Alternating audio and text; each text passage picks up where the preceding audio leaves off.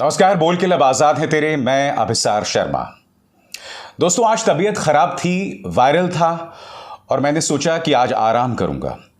मगर जैसे कि अक्सर आपकी आदत होती है, जब आप लेटे होते हैं तब आप सोशल मीडिया देखने लगते हैं और अचानक मेरी निगाह गई इस वीडियो की तरफ।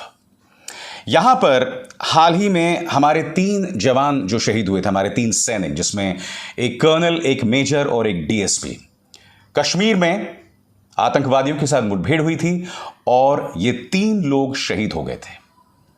ये जो आप वीडियो देख रहे हैं, दरअसल मेजर आशीष धौचक की मां है। और आप जानते हैं उनकी मां क्या कह रही हैं? उनकी मां कह रही हैं कि मैंने तो अपना बेटा देश को सौंपा था, फिर इस हालत में उसे क्यों लौटाया। मां आगे यह भी कहती है कि मेरे बेटे को बुलेट प्रूफ दी जा सकती थी, मगर बावजूद इसके नहीं दिया गया। ना कोई ताकत, ना कोई अदावत, और चाहे ये पूरा सिस्टम ही क्यों ना चाहे, तेरे बोल पर अंकुश नहीं डाल सकते। बोल के लब आजाद है तेरे। मैं आपसे एक सवाल पूछना चाहता हूं। आपको ये बात कुछ सुनी सुनी नहीं लगती? आपको याद है पुलवामा, जब हमारे 40 जवान शहीद हो गए थे? उस अटैक से पहले यह अपील की गई थी कि हमारे सैनिकों को हवाई जहाज से भेजा जाए। यह भी अपील की गई थी कि जिन गाड़ियों में भेजा जा रहा है सैनिकों को, वो सामान्य गाड़ियां हैं, बख्तरबंद गाड़ियों में उन्हें भेजा जाए, बुलेट प्रूफ गाड़ियों में भेजा जाए। मैं नहीं भूला हूं, आज से 1 या 2 साल पहले, 2-3 साल पहले की बात है, जब राहुल गांधी ने एक ट्वीट किया था और उस ट्वीट में कई सैनिक एक ट्रक के अंदर आपस में बात कर रहे थे कि जो हमारा साहब है, यानी कि जो ऑफिसर है, उसकी गाड़ी तो बुलेट प्रूफ है, मगर हम जो जवान हैं, हमारी गाड़ी बुलेट प्रूफ नहीं है। मैं आपसे एक सवाल पूछना चाहता हूं। जो भारतीय जनता पार्टी सैनिकों की शहादत पर वोट मांगती है, राजनीति करती है, क्या प्रधानमंत्री नरेंद्र मोदी इस शहीद की मां को सुनेंगे? जब वो कह रही है कि मैंने तो अपने बेटे को सौंपा था इस देश को, आपने किस हालत में उसे वापस किया? उसे आखिर बुलेट प्रूफ क्यों नहीं दिया गया? बात यहां नहीं रुकती दोस्तों, इस वीडियो को देखिए। कर्नल मनप्रीत सिंह का बेटा सलामी दे रहा है अपने पिता के पार्थिव शरीर को। दोस्तों, मैं आपको बतलाना चाहूंगा कि मेरे एक रिश्तेदार हैं, वो भी आर्मी में कर्नल हैं और उनके भी इतने ही छोटे बच्चे हैं। दोस्तों, जब मैंने ये वीडियो देखा तो मेरी आंखें नम हो गई थीं, क्योंकि जिस शख्स की मैं बात कर रहा हूं वो मेरे बहुत करीबी हैं। और ये बहुत स्वाभाविक है, जब आप ऐसा कोई बहुत बड़ा हादसा देखते हैं तो उस हादसे को कहीं ना कहीं आप खुद से जोड़ने की कोशिश करते हैं। अगर आपके अंदर दिल धड़कता है तो, अगर आप संवेदनशील हैं तो। मैं आपसे एक सवाल पूछना चाहता हूं। यह वीडियो देखिए। अमित शाह, जो कि गृह मंत्री हैं, उन्होंने अपने ट्विटर पर वो जो शहादत हुई है जिसमें हमारे 3 सैनिक मारे गए हैं, उस पर एक शब्द नहीं कहा। अब आपकी स्क्रीन पर देखिए, राजनाथ सिंह, कहने को डिफेंस मिनिस्टर हैं, एक शब्द नहीं कहा। मैं आपसे पूछना चाहता हूं कि क्या आपने प्रधानमंत्री नरेंद्र मोदी को सुना इस मुद्दे पर अपनी राय देते हुए? प्रधानमंत्री क्या कर रहे थे, मैं आपको बताता हूं। ये देखिए, मध्य प्रदेश में कल वो एक रोड शो कर रहे थे। मैं ये तो समझना चाहता हूं कि इतनी हिम्मत कहां से आती है भारतीय जनता पार्टी में। आपके सामने हमारे 3 सैनिकों की शहादत का मुद्दा है, जिनमें से एक की मां यह अपील कर रही है कि अगर मेरे बच्चे को बुलेट प्रूफ मिली होती तो वो बच जाता। मां ऐसे ही तो नहीं बोल रही होगी ना।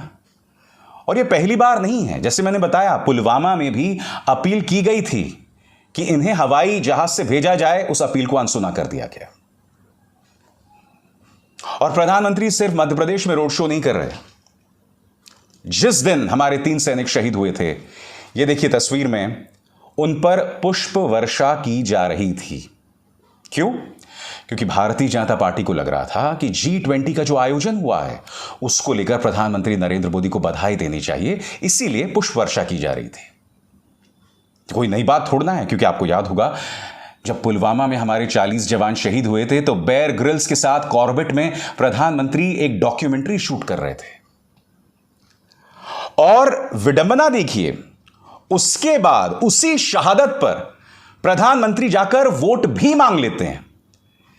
जबकि कायदे से कटघरे में रखा जाना चाहिए था भाजपा को कि भाई इस तरह से हमारे सैनिकों पर निशाना आखिर साधा क्यों गया, आखिर ऐसा क्यों हुआ। आप जानते हैं दोस्तों, मैं उस चैनल का नाम भूल रहा हूं, उसमें प्रधानमंत्री नरेंद्र मोदी ने इंटरव्यू दिया था। उस इंटरव्यू में उन्हें साफ तौर पर कहा था कि भाई मैं सैनिकों के मुद्दे पर सियासत नहीं करता, एक भी मिसाल बता दो जहां मैंने सैनिकों के नाम पर वोट मांगा हो। उनके सामने ऐसे दो कायर पत्रकार बैठे हुए थे जिनमें हिम्मत तक नहीं थी उनसे पूछने की कि प्रधानमंत्री आपने मांगा है, चुनाव आयोग के दिशा निर्देशों के खिलाफ वोट मांगा है, याद है कि भूल गए 2019। सुनिए। मैं जरा कहना चाहता हूं मेरे फर्स्ट टाइम वोटरों को, क्या आपका पहला वोट पाकिस्तान के बालाकोट में एयर स्ट्राइक करने वाले वीर जवानों के नाम समर्पित हो सकता है क्या? कहने का अर्थ, प्रधानमंत्री सैनिकों की शहादत पर वोट भी मांगते हैं, खुलेआम मांगते हैं, और जो लोग इंटेलिजेंस फेलियर को लेकर सवाल करते हैं उन्हें ही देशद्रोही बताया जाता है। और दूसरी तरफ हमारे जो सैनिकों के मां बाप हैं, जब वो अपील करते हैं तो उन्हें अनसुना कर दिया जाता है।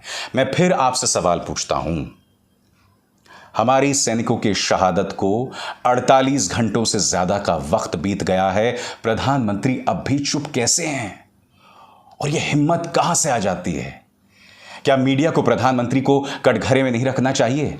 भारतीय जनता पार्टी सरकार को कटघरे में नहीं रखना चाहिए कि एक तो हमारे सैनिक शहीद हो गए, दूसरा पूरी तरह से चुप्पी बंधी हुई है। मैं समझना चाहता हूं आखिर क्यों। और मेरे जैसे पत्रकार जो सवाल उठाएंगे, जो आपके सामने मुद्दा लाएंगे कि प्रधानमंत्री क्या इस शहीद की मां को आप सुनेंगे, मुझे देशद्रोही बताया जाएगा। मैं आपसे नहीं डरने वाला हूं, क्योंकि मैं इस शहीद की मां की आवाज हूं, कम से कम बनना चाहता हूं। आप सिर्फ अपनी सक्रिय राजनीति, अपने वोटों की राजनीति की आवाज हैं, बस, और उसके अलावा कुछ नहीं। आप सिर्फ अपने स्वार्थ की आवाज हैं, बस, उसके अलावा कुछ नहीं। मैं पूछना चाहता हूं बीजेपी से, तुम में हिम्मत है इस शहीद की मां के एक भी सवाल का जवाब देने? ये सवाल हैं, जरूरी हैं, शहीदों से जुड़े हुए हैं, आप इसे नजरअंदाज नहीं कर सकते। मगर आप कर देंगे, क्योंकि आपको बचाने के लिए एक वाहियात मीडिया है, आपका प्रचार तंत्र है, जो सवाल पूछने वालों पर निशाना साधता है। अब एस आर शर्मा को दीजिए इजाजत। नमस्कार।